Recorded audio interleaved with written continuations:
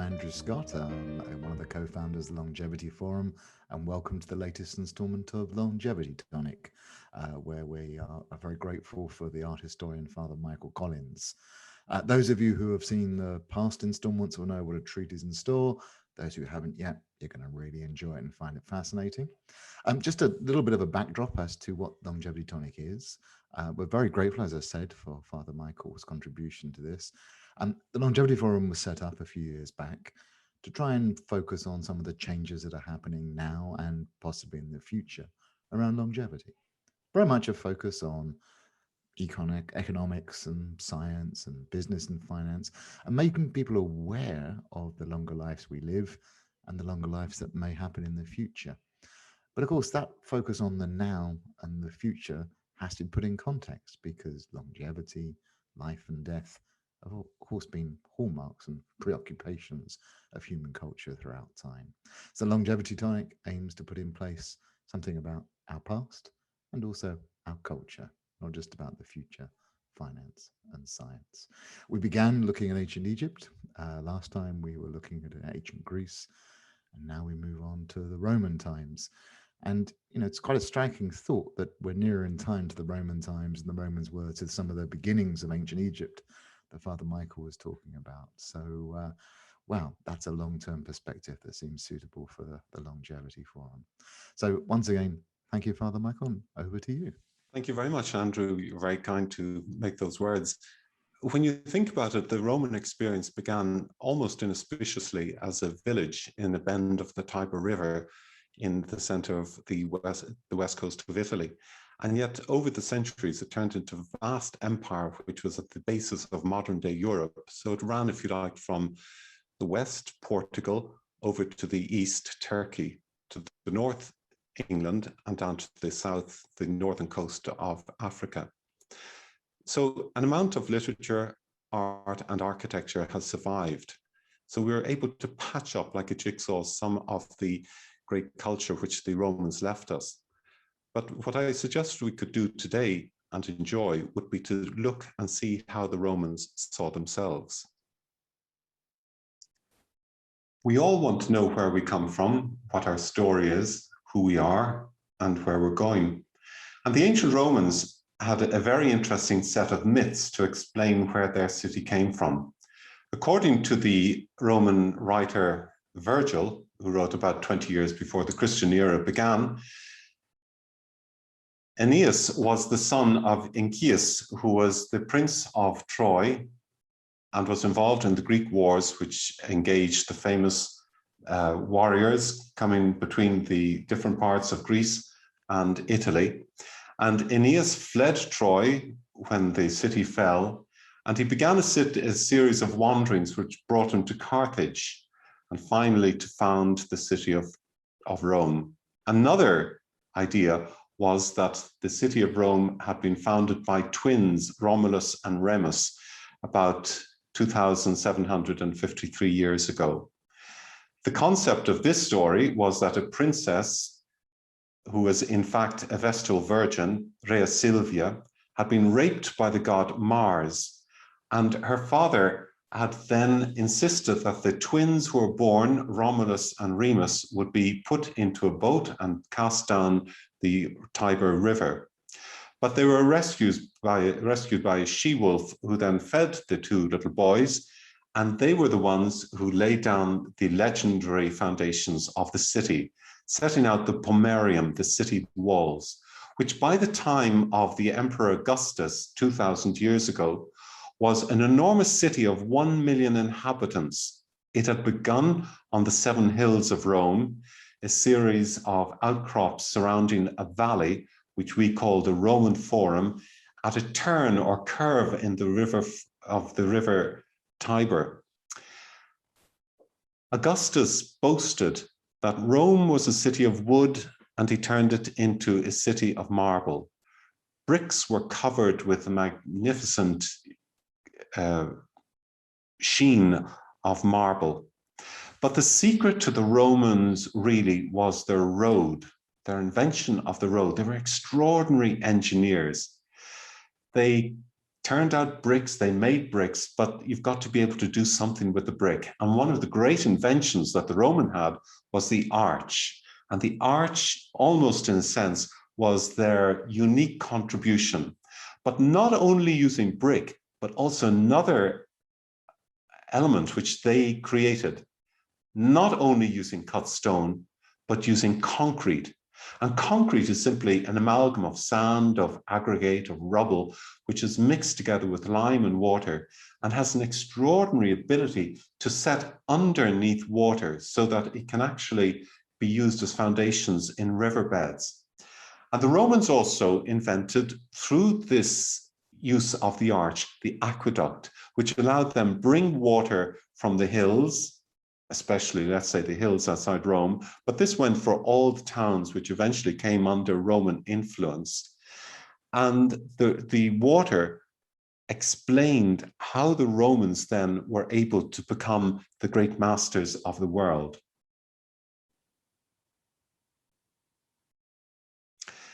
One of the things we say about the Romans is that they were really captured by the Greeks. Greece is circling the Aegean Sea, which you see on our left-hand side, modern Greece to our left, to the west.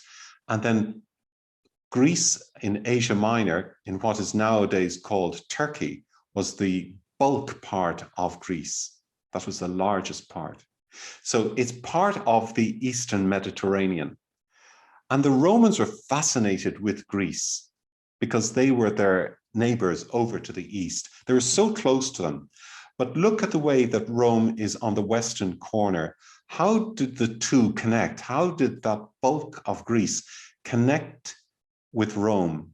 And interestingly enough, the story that we say about the Romans, that they were foundational in the area of the Seven Hills, is actually inaccurate, because as far as we know from archaeological digs, the Romans came from an area above where the word Italy is on our maps, and that is what we might call modern day Tuscany. So you'll be familiar with Siena, Florence, and those cities up there. And that was Etruria, the origin of the Etruscans. And it appears, as far as we can make out, that the Etruscans moved southwards and they settled close to the mouth of the river Tiber, where we find the present-day city of Rome. And of course, then in those days, so much of trade was done by boat, not simply by road, but by boat, because it was cheaper and easier, even though it doesn't seem like this, counterintuitive. It was easier to move around the Mediterranean and into the Aegean Sea by boat, rather than take the roads, which meant going up and down across mountains and valleys. So that's the explanation for this. Now let's start at the beginning maybe and see who were the Romans. Well, we said that they were probably from the Etruscan tribes, and they settled into the area which we presently call Rome. The myths of Romulus and Remus, whether they existed, is very difficult to tell nowadays. We can, however, see so much through the eyes of the artist. And as we're going through our series of looking at longevity through the eyes of artists, we're going to realize that if we didn't have artists showing us what things were like in the past, we really would be trying to make jigsaw puzzles and trying to figure out things with very small pieces. So one of the things that we do know about children from the writings of the Romans, and to a certain degree about the art that they've left, was that children were subject to the patria potestas. That's the power of the parent, in particular, the power of the pater, of the father. So Roman society was very much male orientated with regard to power, even though it's often said that the hand that rocks the cradle, that is the mother, is the one who rules the world and rules the family. But the father was an important figure within Roman society. Legal power lay in his hands, if you like.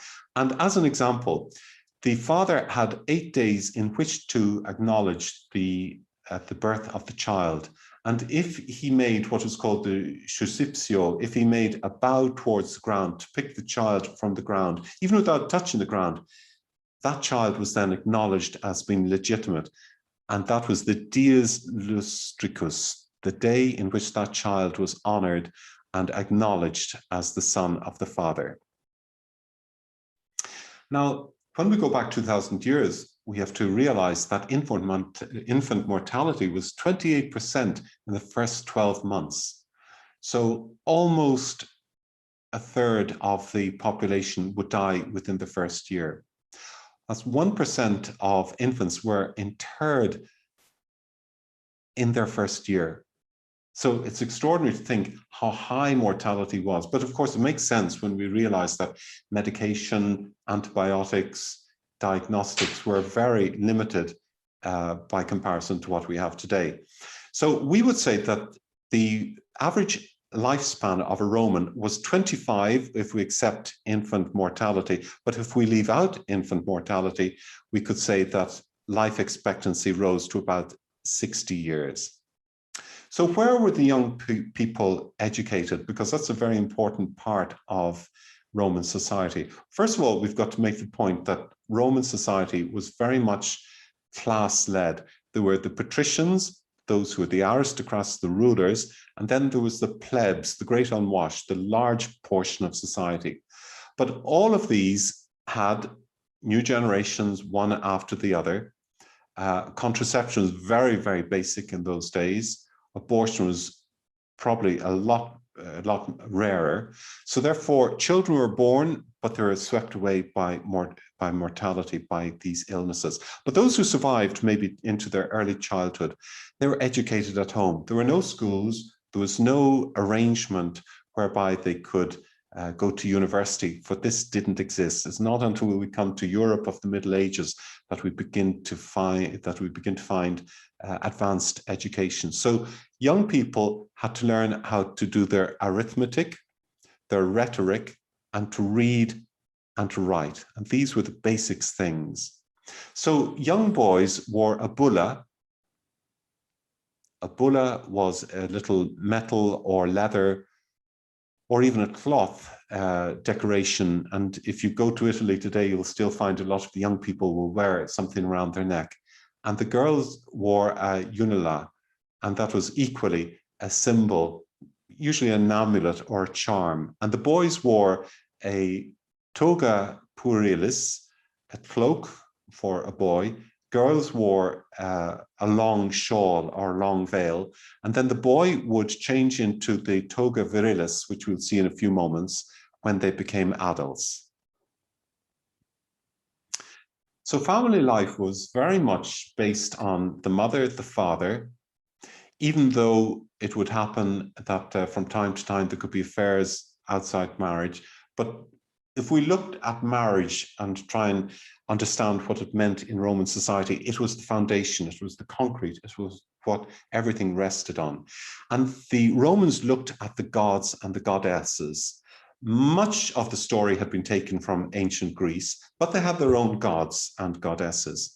And as they looked at the gods and goddesses, they had stories of rape, they had stories of infidelity, they had stories of murder, they had stories of revenge, etc.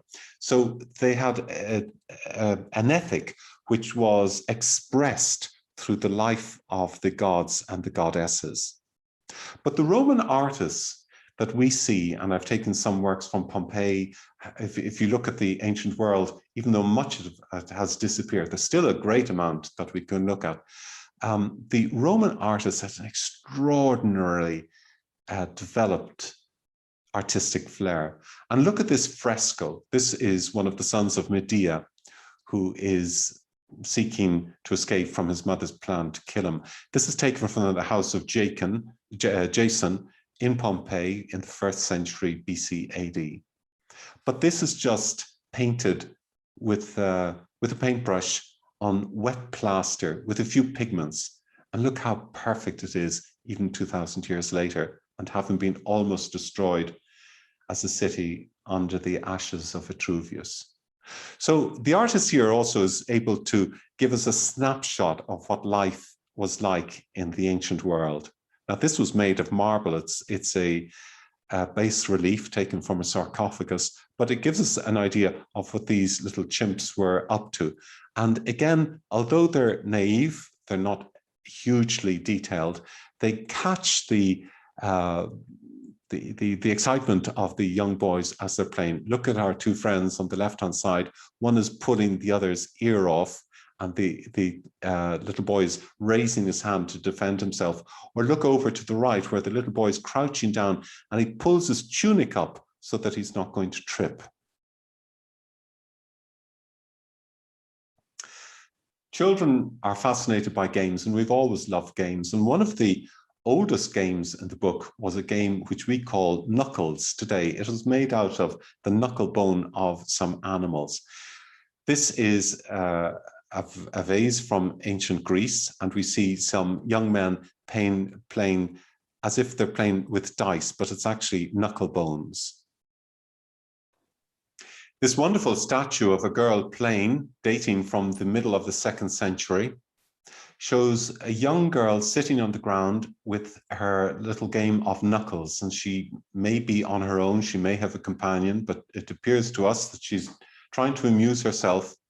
But look at the way the artist has placed the girl in two ways. One, he's a master of contrapposto. That means she's almost plastic. He can do anything he wants. He can put her in any situation, and she looks completely at ease and completely natural. And that's because the artists, of course, had become absolute masters of proportions and of measurements. And also, it's extraordinary to think that the majority of the artists that we're looking at never signed their work, because they weren't regarded or valued in such a way.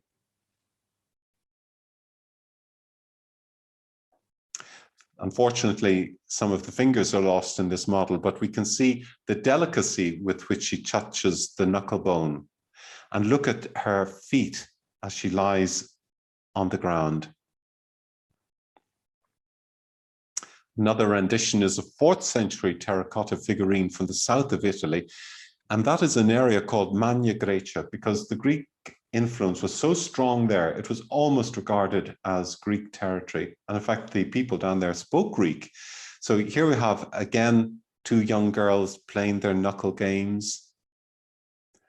And we don't know what the context of this was, but again, we can see the artistry. And this is very much influenced by the Greeks, not only in the material of pottery, of terracotta, but also in the way the figures are dressed and the way the figures are presented.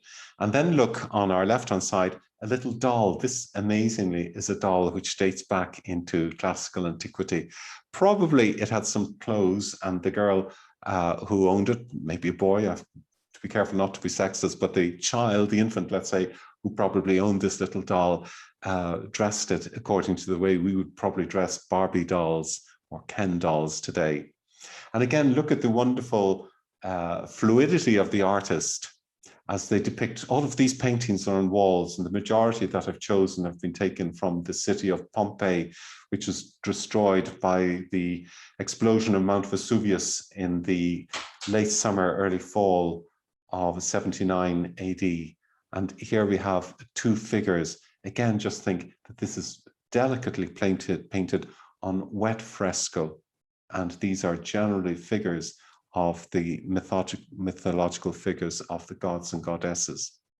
So how do people form their unions? How do families come together? How do couples come to get married?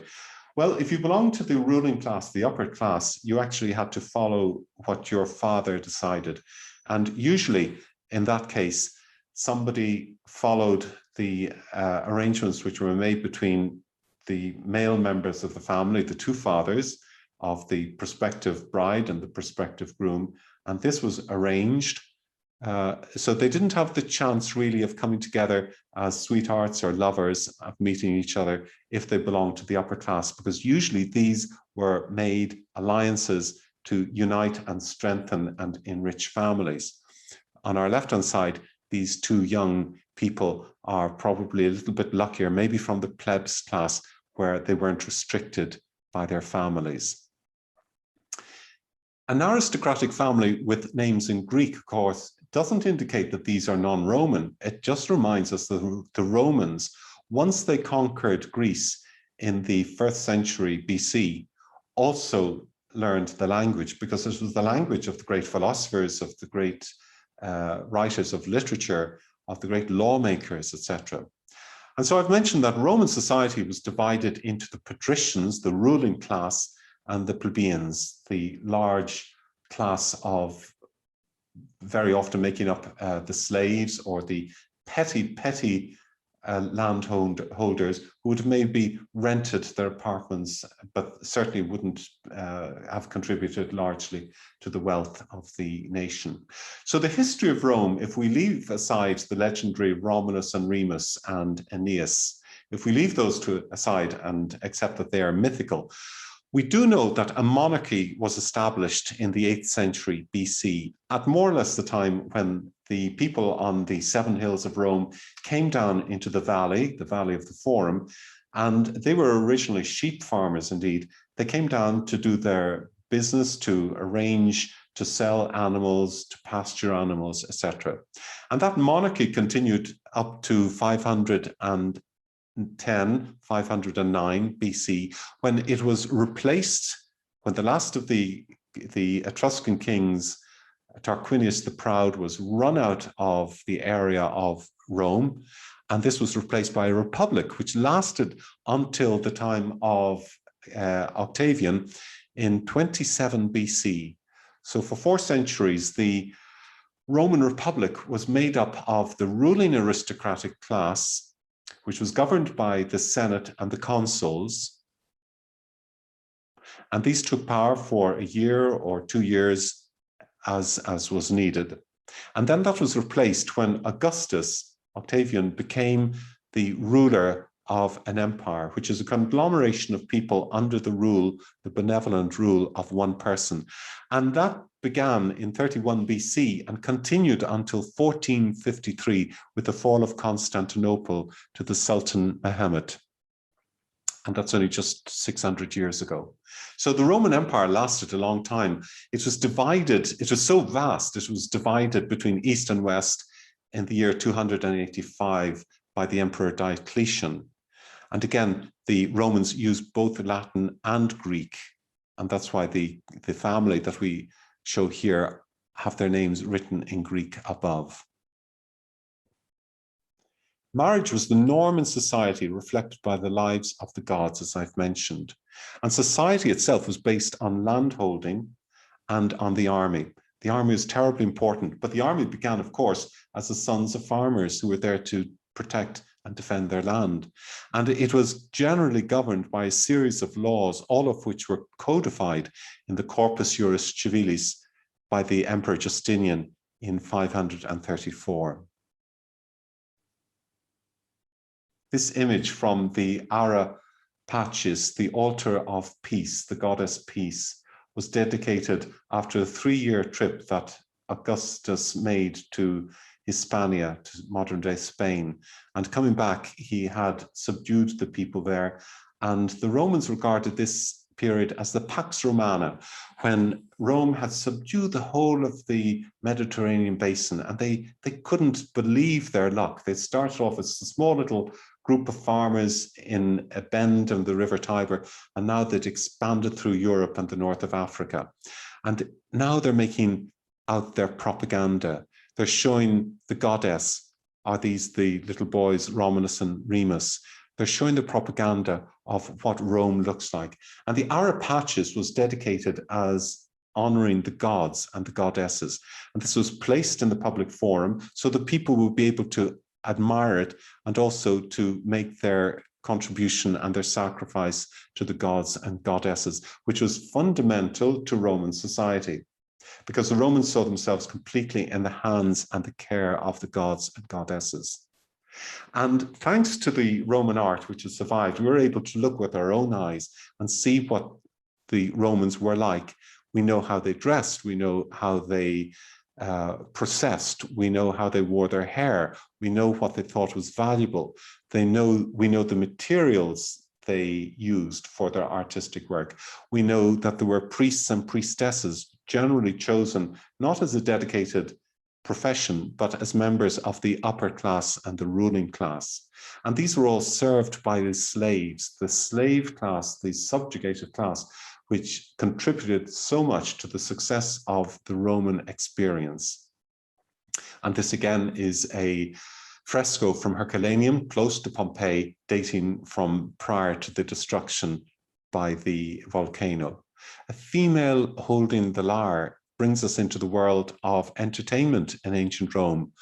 What did the Romans do? What did the Latin people, how did they entertain themselves before they had radio, television, the internet? They played their own instruments, they sang their own songs, they rattled their own drums and timpani, they played their own flutes. So we're not that far away from them even today. A very important part of the Roman experience was going to the baths, or to the enormous big water pleasure domes, which serve so many purposes, not just a place where you could go and have a swim or have a spa, but these vast buildings which were fundamental to the Roman experience, fed by the great aqueducts that I mentioned before. And they fell into two types of baths. Some were enormous big baths, and some were very small little local baths. And they were in two parts. On our left-hand side, we see a reconstruction of the famous baths of which are found in England today, Bath, a town which takes its name from the famous bath. And this on the left-hand side is what the bath looked like in its original construction. And this is what we still have today. But keep in mind, it's still in use 2,000 years later. I've mentioned the connection between Greece and Rome. They were twins almost.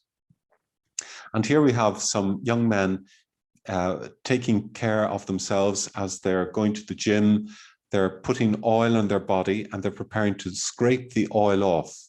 Now, that was a very important thing. And again, keep in mind, they just had olive oil for the base of their cosmetics. And they had to, if they had to take care of their body by rubbing their bodies with olive oil, nothing else. On the left-hand side, you'll see a little cup in which olive oil was heated, and then it was plastered all over the body, allowed to settle in for a while, and then scraped off and into an oil cup nearby. Now, this is a very interesting thing because this is taken from Dioscorides de Materia Medica, about medical matters. And this gentleman is writing about 1800 years ago, and he says, the rupos is the grime from the baths. The scrapings which are taken up in public baths are able to heat, soften, and disperse fluids, and are good for splits in the perineum and for rubbing on joints. Well, that's very helpful. The rupus palestra is grime from the wrestling school. The dirt or filth from the wrestling school helps the joints applied as a warm compress. And then if there's any children at home, please don't try this at home. The rupus gymnasion is grime from the gymnasium walls. The filth on the walls of the gymnasium, or that which is scraped off from the statues, warms and dissolves tuberculous growths that ripen only with difficulty, and it is helpful for abrasions, the removal of scaliness, and old ulcers. So again, just one thing that you don't want to try at home. Now, I mentioned that the Roman baths were of two types. The thermae, which were generally large imperial foundations paid for by the emperor, or the balnearium, which was a smaller bath, which was very often found in the local town. And these comprised of three different rooms in which pools had been excavated. There was the caldarium, the hot room, the tepidarium, the mediumly warm room, and then the laconium, which was barely warm. And this was the room in which people would just relax. And of course, that's the root of the word to be laconic. But when you went to the baths, you had a variety of services of which you could avail. You could go to the dentist and have your teeth pulled out. There were no fillings, of course, in those days. Or you could actually order a set of teeth which were made from ivory. That was one thing you could do. You could go and talk to the doctor or nurse about your aches and ailments. You could maybe consult a fortune teller who tell you what was going to happen or may not happen in your life. You could have a massage, or if you were really bored, you could listen to poetry and drama readings. The people who went to the baths in those days, or the people who went to the gymnasium, were men and women, both men and women. But curiously, in the art which we have surviving, most of the depictions are of men, which indicate to us that it was more likely that men used these. And why is that? Well, athletes were both professional and amateur. And they were originally, their origins, if you like, lay in the funeral games, games which were played in honor of the deceased after a funeral. There were 125 free days at minimum per year. Games were organized by an editor, and they were either paid for privately or by the emperor.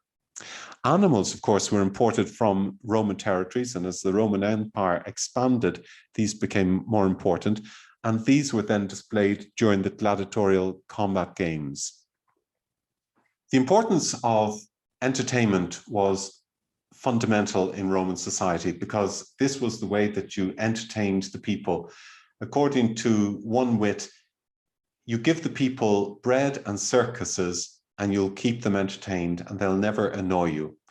And we do know that there were many, many days which were given, usually more or less for free to the people, and they would come together in the stadium or into the large theatre, and they'd watch the gladiators take their exercise and involve themselves in games. We know that gladiators entered their school at around 17, and they had fairly short lives because they either died or they retired by the age of 25 or before 30 in any event.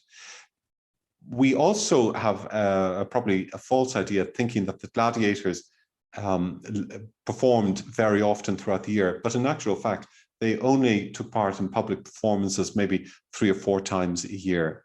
And in the reconstruction which we're looking at, you can see the sun obviously would be a problem for people to spend a large part of the day. So these huge awnings were pulled over to protect the people.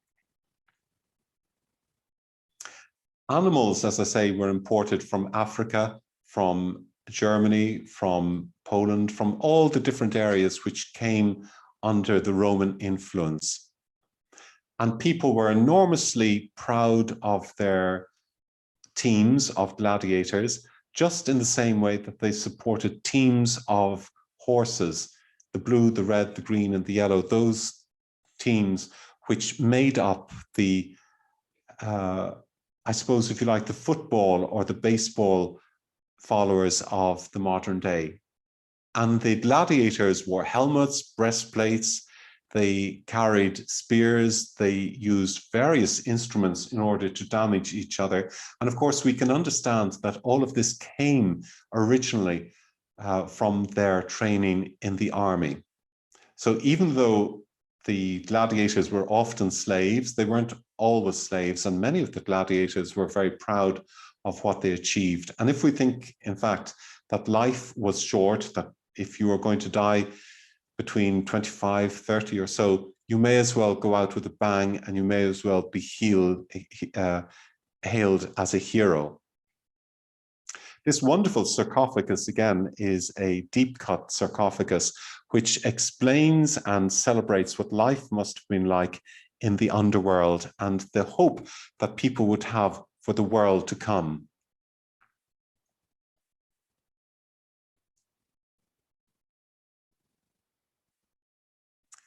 Here we have a seated figure on an animal surrounded by the 4 seasons: spring, summer, autumn, fall, and winter. And these carry cornucopias of their fruits, the rewards of life. And they celebrate, of course, the great joy which the Romans had. But also keep in mind, this was for a wealthy, successful person who could afford to commission such a work. And also, as we admire this work, keep in mind that all of this is carved from one single block of marble. These are not statues which are stuck on or fixed to a tub or a base. These are all carved with drills, with chisels, with hammers, in order to show us the figure as they stand.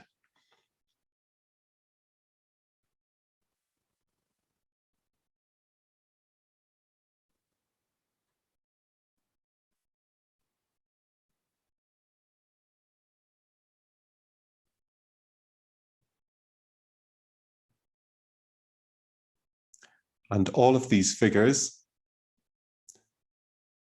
were mythological because they did not represent real people, members of the family of the deceased, but they pointed rather to the hope that the deceased had to live in eternal life. In addition to the great scenes of crowds, artists were also able to produce these magnificent virtuoso pieces. The statue of Bacchus sitting on the shoulder of the satyr, a mythical figure, half divine, half human, is a virtuoso piece. Although we're looking at an 18th century reproduction of an original Roman classical statue, this was reproduced many, many times. And keep in mind that the original statues in Greece were most often made of bronze, that expensive metallic presentation, but the Romans preferred to carve in marble. And usually the marble statues were painted in polychrome colors. So what we're used to looking at now, the snow white marble, was not that which was prized by the Romans in their day, because they looked at the colored figure.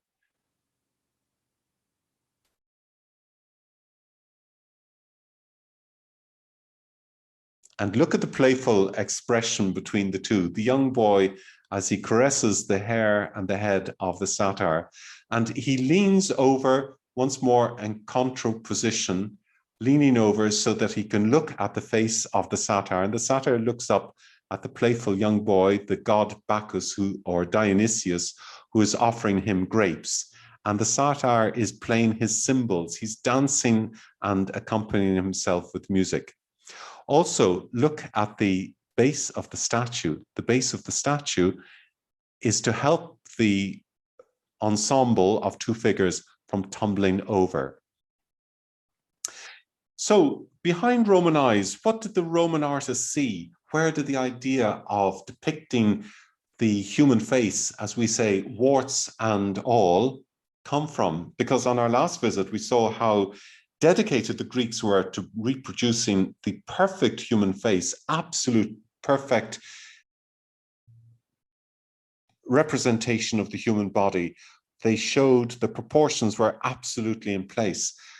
And as far as we can make out, the idea of depicting the Roman busts and the Roman faces with such realism comes from the processions of the funerals of the dead. And these were referred to as the pompa, the procession of the cadaver towards the tomb. In fact, it gives us the English word pompous. And even today in Italian, we talk about the pompieri, who are the undertakers. Now, on our left-hand side, we see a gentleman who's holding two busts, which were originally made of wax, and they were kept at home. And these were of the ancestors. And to try and understand this, you've got to think of these as pictures in a frame. Well, the Romans didn't have framed pictures on a mantelpiece. This is what they had. And on our right-hand side, we see an actor, Maecenas, who's looking at the masks that he needs to put on for his performance of a play. And this, of course, led the Romans into depicting their characters in an easily recognizable form. So here we have Lucius Cecilius Pompeii on our left-hand side, and another statue of an elderly man. And look again how realistic these characters are. look at the enamel eyes, and you can almost imagine this man staring at you if you had the temerity to stand in front of him, or the stern Brutus as he looks down into the viewer's eyes. The Emperor Augustus was the first of the Roman rulers to call himself by the name an August Emperor, a single ruler. He was born in 63 BC in Rome, and he died in 14 AD. So during his long reign, he usually used one portrait or one depiction of himself, and it was always as a young man. He had conquered the opponents and the assassins of Julius Caesar, his uncle, and he now had taken power. But throughout the empire, he depicted himself as a young man, as a young military leader. And we referred back to the great campaigns, the military conquests which he had overseen, in which he had led the Roman army to victory. But not victory only for the sake of the state, but also victory for himself, so that he became the single ruler of the empire. And on his breastplate, we see an extraordinary display of propaganda as a soldier takes the Roman standard from a barbarian. And Augustus never aged, he never had wrinkles, he never had lines on his face. He always remained the great Pater Patriae, father of the fatherland. The Romans had a fascination with their emperors, and each emperor depicted him or herself as an empress in reality. I show you this image of the Emperor Adrian, who lived in the 2nd century, as he would have been in today's world. But he was always accompanied by a young man from Bithynia in Asia Minor, in modern-day Turkey, a youth, probably a teen, who was his lover or companion and was the most intimate member of the imperial circle. We know that he died in a boating accident in the River Nile when he was still probably a late teen or an early 20-year-old. We don't know whether he's pushed maybe by a jealous courtier, but nevertheless, we do know that he ended his life in this way. And the emperor, who was so bereft and so distraught with the event of this young man's death, gave orders that he should be deified. Indeed, all the emperors from the time of Augustus were deified. And his statue was set up throughout the empire. And curiously, from antiquity, the greatest number of statues which come to us are those of the Emperor Augustus, of the Emperor Adrian, and of this young man, Antinous. And he's depicted sometimes as a god, the god of wine, the god of war, the god of vengeance, etc., even appearing in Egyptian dress, mimicking the power of the pharaohs. So again, the Romans wanted to commemorate the memory of this person, and he was easily identifiable, obviously a good-looking young man, easily identifiable and important in Roman eyes. How do we indicate what the people looked like, or how do we know? Because there was no dates on the statues. And when we look at some of the statues, we're able to identify them by the period in which the hairdo was made. Now, during lockdown, a lot of us are worried about getting our hair cut, and we're waiting until the barbers and the hairdressers come back into business. Well, you can imagine what the ancient Romans must have felt like if they had a plague or a pandemic or a lockdown. Of course, they never had lockdowns in those days. But we're able to identify people by the way their hair was styled. And it varied from one reign to another. As soon as one emperor died or was replaced, a new style came along, maybe sported by his wife, the empress, and then all the ladies would follow in that style, or all the gentlemen would follow the style of the emperor. And this is one of the ways in which archaeologists can look and identify the people of the past. And this is how they are identified even today. There's an extraordinary collection which dates back to the period of the 1st to the 3rd, even into the 4th century, in an area called Faiyum in Egypt, 100 miles south of Cairo, modern-day Cairo. Rome, as you remember, became, at least Egypt became a colony of Rome in the 1st century BC. And many Romans then, having the citizenship, were able to live their lives in the north of Africa as fully fledged citizens. But they also adopted the traditions which the Egyptians had of the mummies. And you remember in our first meeting, we saw the extraordinary mummies, which were prepared over 70 days for the souls and the bodies of the deceased. And on our left-hand side, we see the traditional mummified body, but peeping out from the face was a painted panel. And we have hundreds of these which have been discovered, and these are just a few examples, almost like a Facebook page. But these were examples of what the individuals looked like. Now, again, we can see that the Roman artist was able to get behind the eye of the person, and they were able to depict it. Each of these people is identifiable. These are not generic. These are not like our Greeks. These are easily recognizable. And they gaze out at us from the past into our present. Well, thank you, Father Michael. That was fascinating. That's just amazing. So we have a lot of questions for you. Let's see. Let's start with our first question. Okay.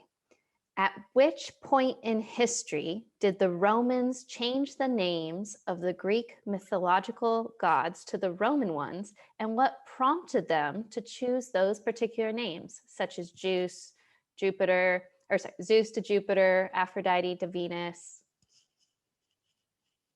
Well, that's a very interesting question.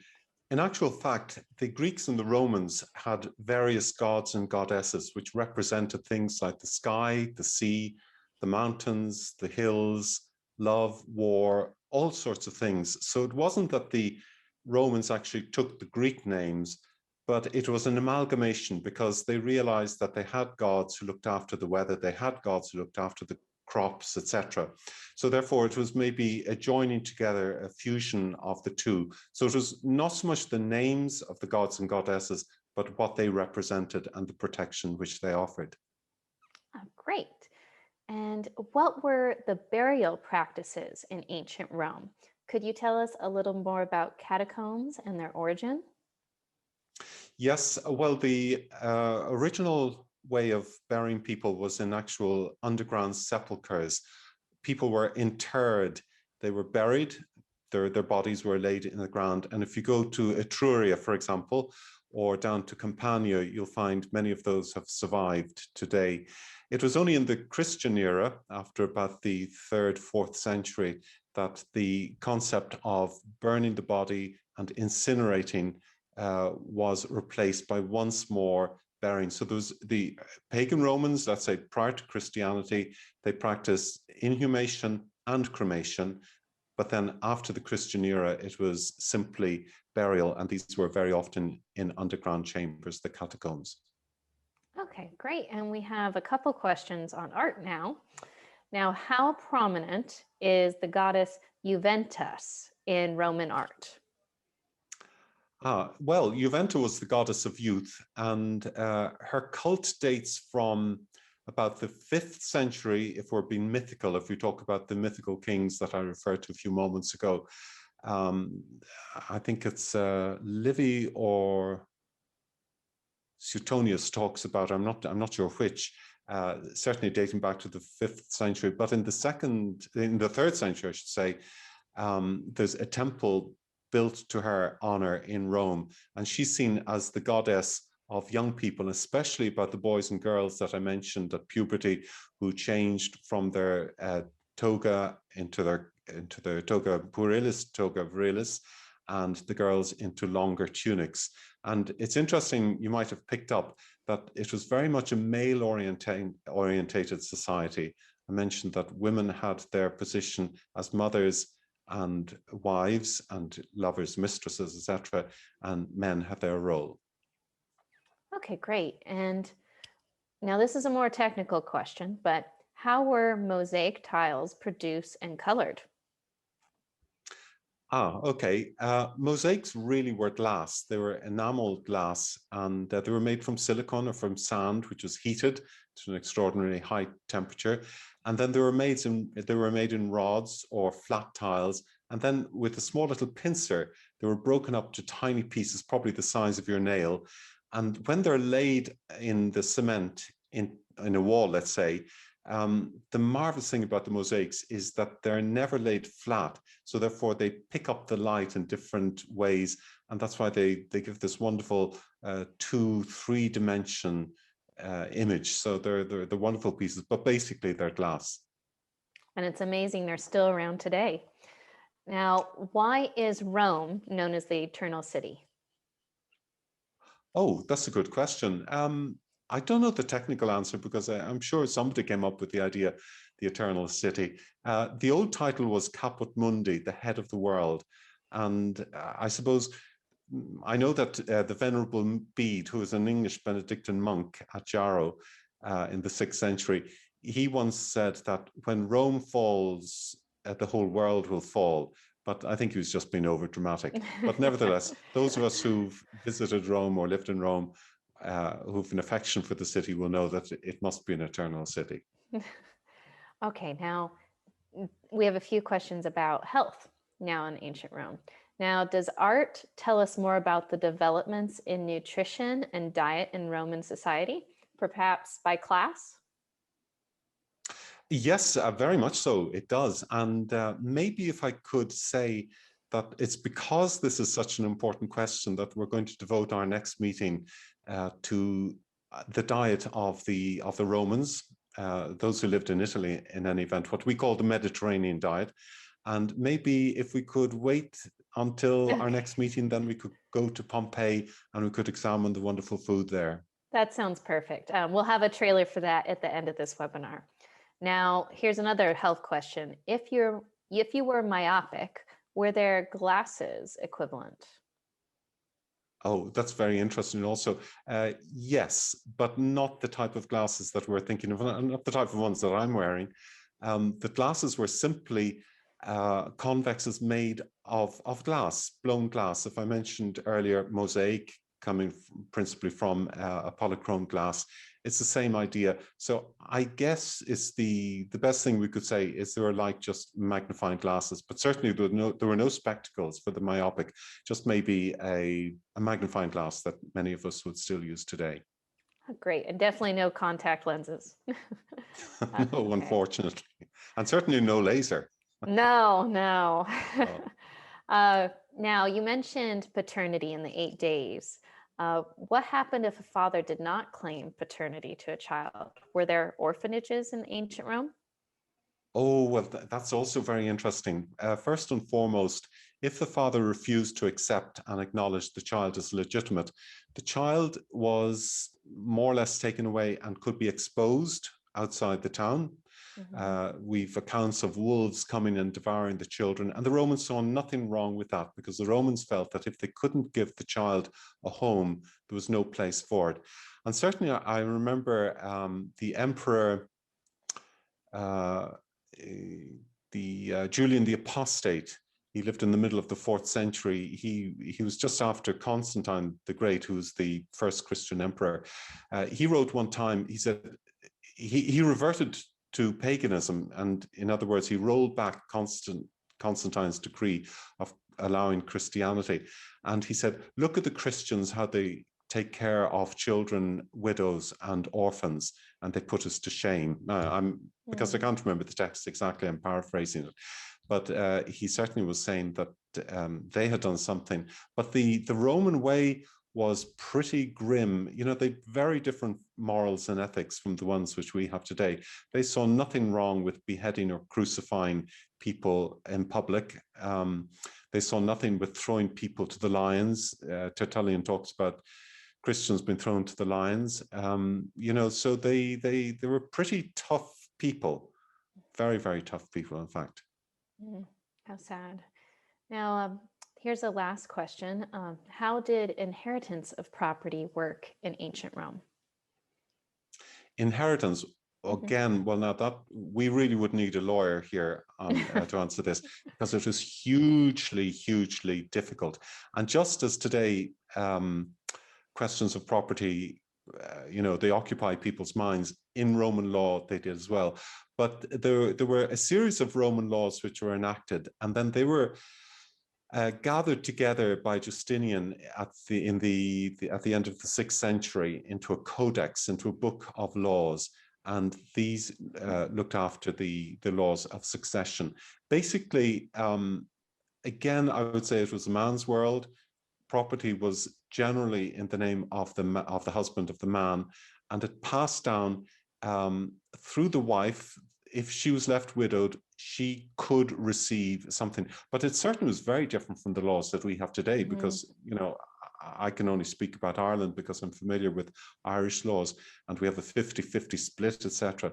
But in the Roman world, it was very much in favor of the man. And of course, the great difficulty was leaving big tracts of land or of property to people. Wealthy people had a big problem how to disperse their wealth after they had died, because, as we say, there's no shrouds in the pocket, there's no pockets in the shroud, and people can't take their wealth with them. So it was a great difficulty for them. But there were laws, but unfortunately, I'm not able to summarize it in just a few words. That's my best attempt. Oh, thank you, Father Michael. Oh, and we do have an interesting comment from the chat room. The origin of the term eternal city. Let's see, I think it's from Elegies, Romulus, Attorney, Nondrum. I think you'd be best to read this instead of me, Father Great, Michael. okay. But very Okay. interesting. All right, well, thank you again. This was so marvelous, and I can't wait for your next session. That's going to be the Lost Cookbook of Pompeii. And that's going to be on Monday, 10 May at 5 p.m. British time. And you can register on our website right now, thelongevityforum.com. And we have a trailer that'll give you a preview of this. All right. Thank you again, Father Michael. Here's the trailer.